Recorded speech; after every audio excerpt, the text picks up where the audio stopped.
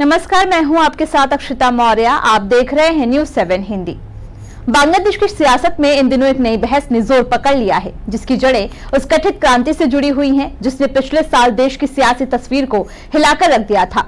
उस समय छात्र आंदोलन के जरिए सत्ता परिवर्तन की मांग करने वाले नेता अब खुद ही सत्ता की सीढ़ी चढ़ने की तैयारी में है और इसके लिए वे बांग्लादेश की मौजूदा चुनाव प्रणाली को ही बदलने की मांग कर रहे हैं। इन छात्रों ने नेशनल सिटीजन पार्टी यानी एनसीपी के नाम से एक नई रणनीतिक पार्टी बनाई है और अब खुलकर कह रहे हैं कि देश में फर्स्ट पास द पोस्ट की जगह अनुपातिक प्रतिनिधित्व प्रणाली लागू होनी चाहिए, ताकि उन्हें कम वोट मिलने पर भी संसद में जगह मिल सके और सत्ता में उनकी हिस्सेदारी सुनिश्चित हो जाए।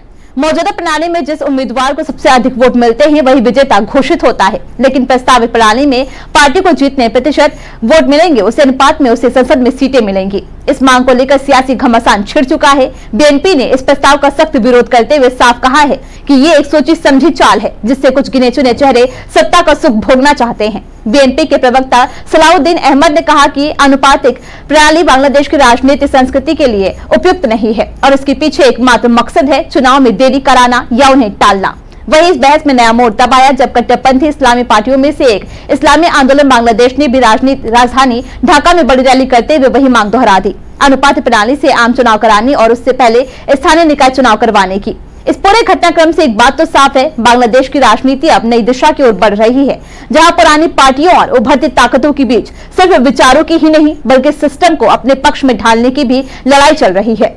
सत्ता की ये जंग अब सिर्फ जनता के समर्थन से नहीं बल्कि चुनावी गणित और राजनीति के समीकरण से तय होने वाली है। फिलहाल इस खबर में बस इतना ही। देखते रहिए न्यूज़ 7 हिंदी।